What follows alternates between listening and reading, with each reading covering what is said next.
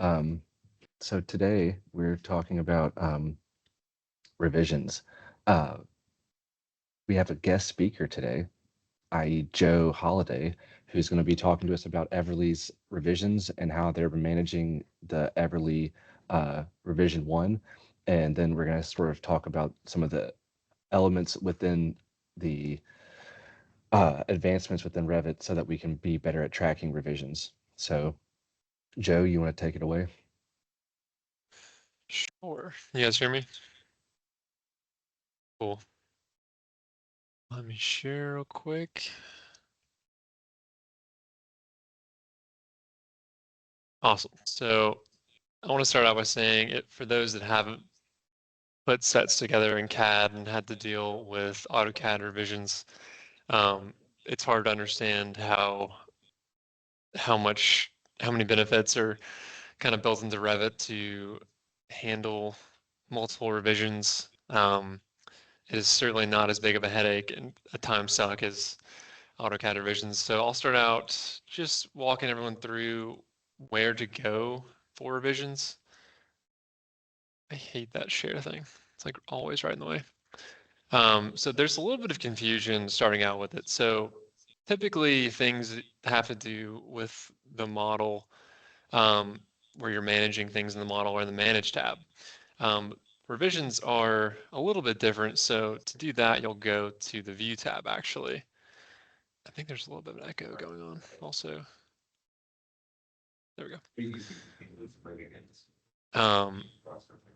So back to where we were. So if you'll go to the revisions button on the view ribbon, that is where you'll see your full list of revisions. So as you can see, we just have one revision at this time. We just issued IFC for Everly, I guess a couple weeks ago, and so we're looking to pick up a few things. So you can easily set your revision date. The number, it kind of handles the number for you. If you wanted to do a certain um, alphabetical kind of thing, you can do that. I've never seen that before, but it's there if you want to. Um, you can set your description, and so when you set these things, they automatically populate on your revision log if you embedded one into your title block. And so as we kind of go through our sheet set and check the revision boxes, it'll automatically populate on each sheet. And so that is where you can handle all of that. There are certain kind of things you can check on and off, like the cloud and tag options. And so let's say we are going to issue this revision, and let's say a month from now, we have a second revision.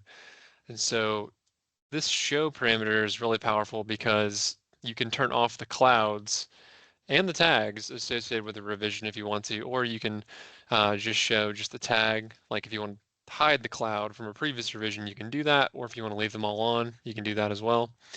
Um, there's also a way to batch plot like an entire set.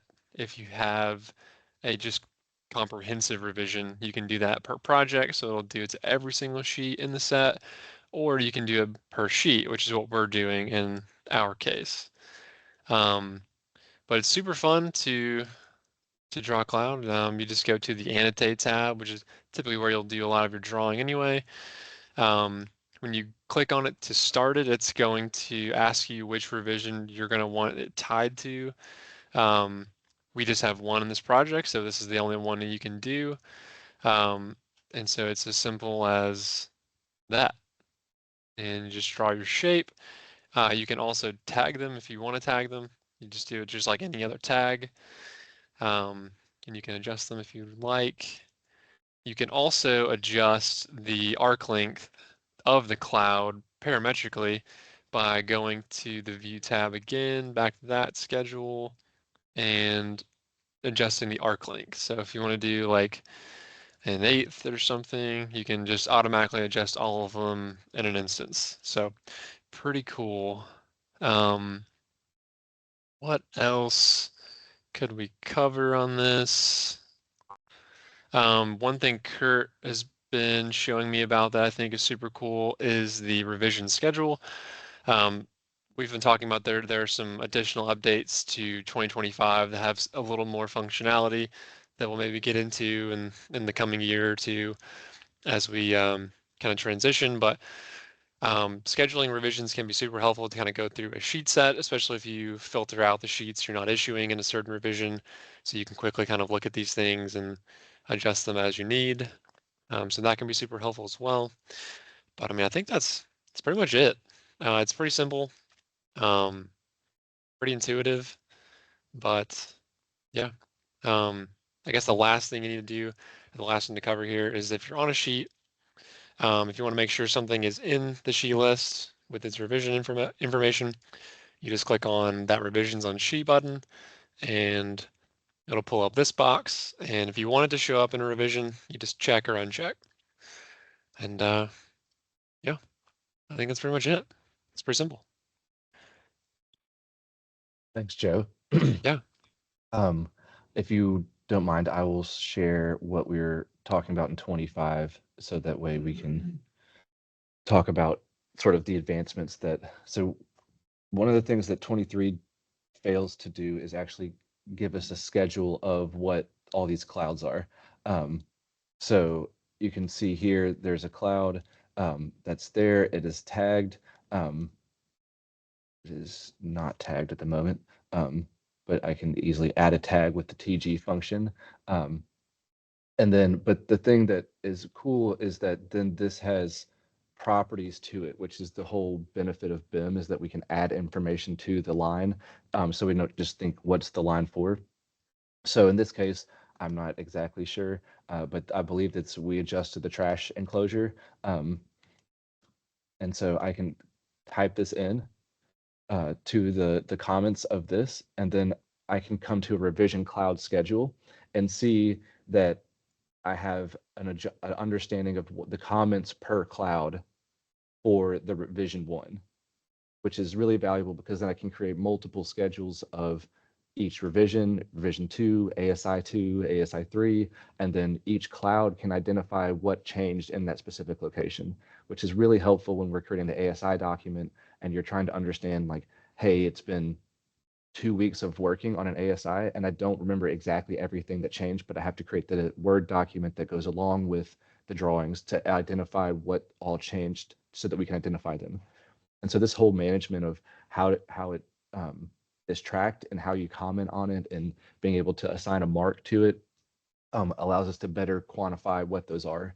And so if you remember our conversation about parameters and shared parameters, is that we can add any parameters to the revision clouds to then quantify things more. So if we wanted to add any qualifiers or any information to go along with it, like, hey, this is specifically for building 5 ASI 1, we can add that information in so that way it's easier for us to track going forward. So does anyone have any questions about revisions, how we track revisions, how Revit makes it a little confusing, but it's understandable that if you wanted to create the cloud, it's under annotate. If you wanted to see the revision schedule and which revisions have been issued, it's under the view tab. And then you just kind of work through that. So any questions?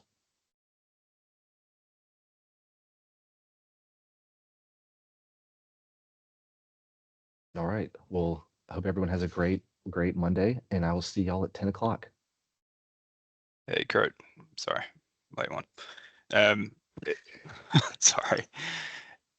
You know how you can publish models at each, like every week or whatever? Is there Correct. a Yeah. way? Is there a way to, and you can kind of track how models evolve in time?